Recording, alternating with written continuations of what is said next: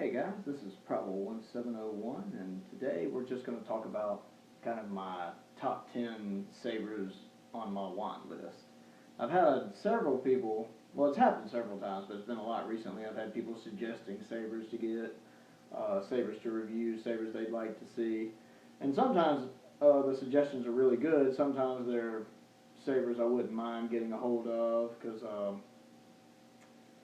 having your hands on the saber really can change your opinion of it, having it in hand as opposed to just seeing it. It was definitely like that with my Bellicose. When I saw the Bellicose, I was like, hey, this is a pretty cool saber, but I don't know if it's anything I ever want to own, but I won one in a raffle, and as soon as I got it, it became one of my favorite sabers. It ranked pretty high on my top 10 list. It was like number 4 or something like that, 5, I forget. It was pretty high. So while there are some sabers out there, like say the Ultra Sabers Guardian, that I wouldn't mind having, I probably wouldn't spend the money on it. But if I ever won one as a raffle prize in one of Ultra Sabers raffles or something, or they just ever have to send me one, wouldn't that be nice? Maybe in a mystery box or something. It could totally change my opinion of it and make it a must-have. So I just decided I would make a list of kind of the top 10 hilts that I'm either certain I'm going to get or that I'm considering getting. I kind of have 5 that I know I want to get and 5, well really 6, that I'm thinking about getting. And I'll start off with the ones I know I want to get, like the Saber Forge Prodigy. That's kind of the number 1 on my list. It's one of the Saber Forge's apprentice hilts, but it's very Graphlix-like. It's kind of like if you took a Graphlix, which is big and bulky, and you made like a junior, smaller size of it.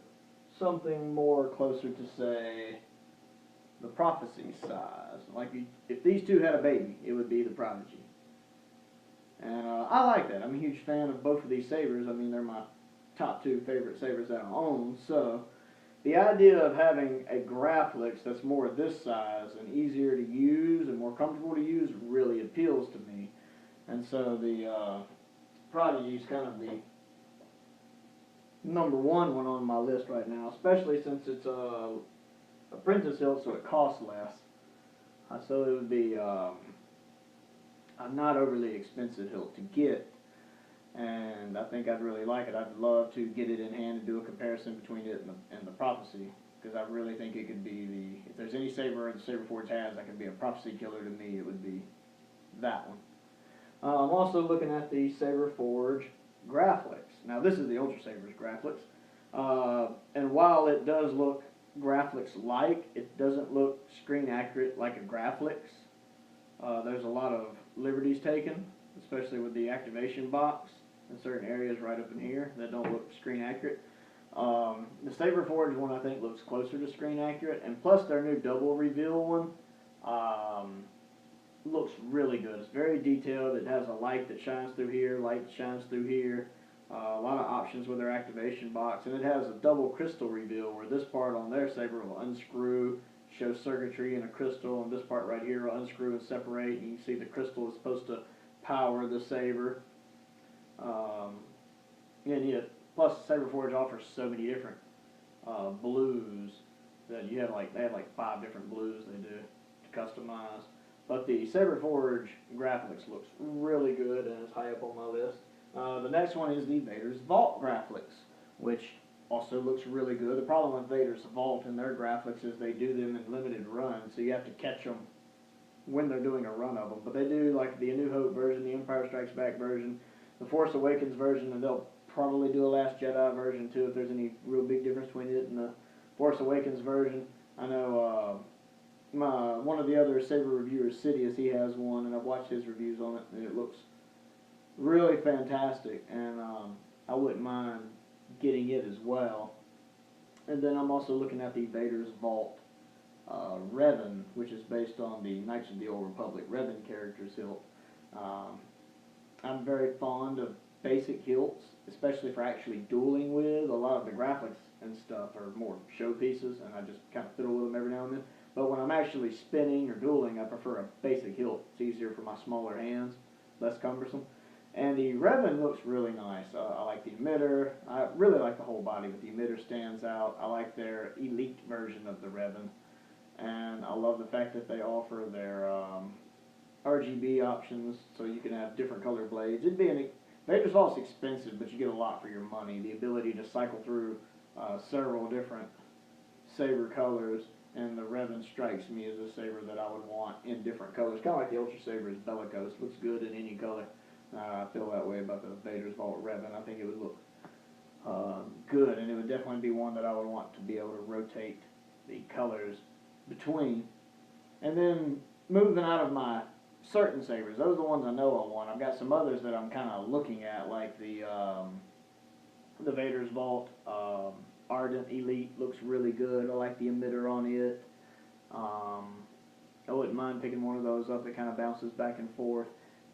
I used to have an Ultra Saber's Manticore, and I really liked it. It was a good saber, and I ended up selling it, and I regret that. I wouldn't mind getting another one, but it's another one of those. I think I'd want to change the blade colors on it, so I'd probably have to get Emerald or Diamond, which would get it a little pricier than I normally pay for an Ultra Saber's.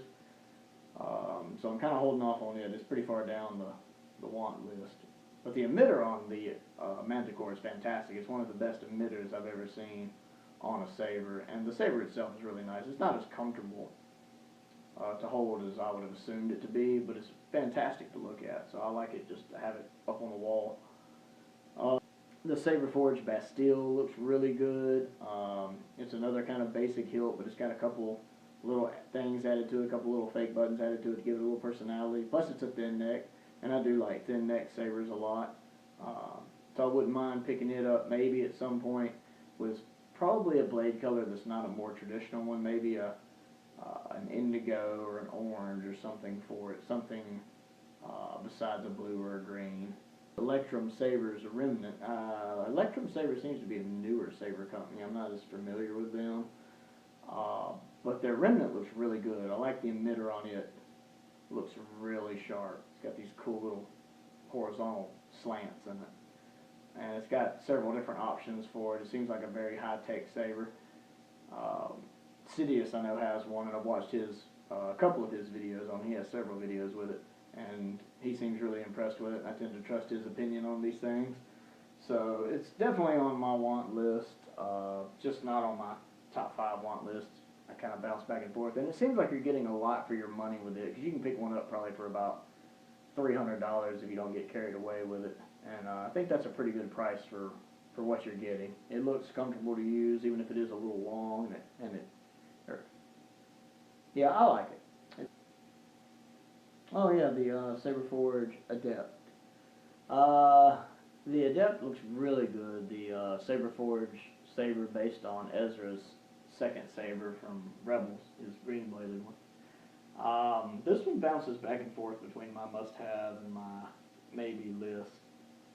It's a nice looking saber, and I love the fact the blade plug makes it look good for display purposes, because it makes it look like the emitter is thinner, to look like it would have a thinner blade to be more show accurate with Rebels. So displayed without a blade in it, with a blade plug in it, or displayed just with a blade in it, it looks really good. My initial thoughts on it was I didn't like the nickel plating, and I still don't like the little red switch. I get it, they're going for show accuracy, but the red switch takes me out of it a little bit. The nickel plating was giving me problems, but then I know Sidious got a weathered one. And watching his review of the weathered one, I got to admit, I think I would actually get it weathered now. I wouldn't have done it before. I would have gotten the clean version, the two-tone version, but having seen his video, I think it looks good weathered. And I don't have to get a show accurate one like a lot of people, a clean one with a green blade, because I don't like Rebels that much. I don't really think it's a show that catches my attention. I can't say it's a bad show because I don't watch it. It just doesn't do a lot for me or interest me to want to watch it. So I could actually mix it up, get a weathered one, and pick my own blade color for it, like maybe a purple or an indigo, or even a red if I wanted. But that one kind of bounces back and forth on the list. But anyway, that's kind of my rambling. I'm really tired. It's late. So I just kind of rambled through those. This is actually the second time I've made this list. I made one a couple weeks ago, and before I could get it posted, there was a lot of changes, like the new Saberforge Prodigal Son coming out, and finding out about Electrum Saber's Remnant. So the list had to be redone. Anyway, those are kind of the top 10 things I'm looking forward to. Like I said, the top 5 were the first 5. I mentioned the Saberforge Graphics, the Vader's Vault Graphics, the Saberforge Prodigal Son, the Saberforge Prodigy, and the Vader's Vault Revan.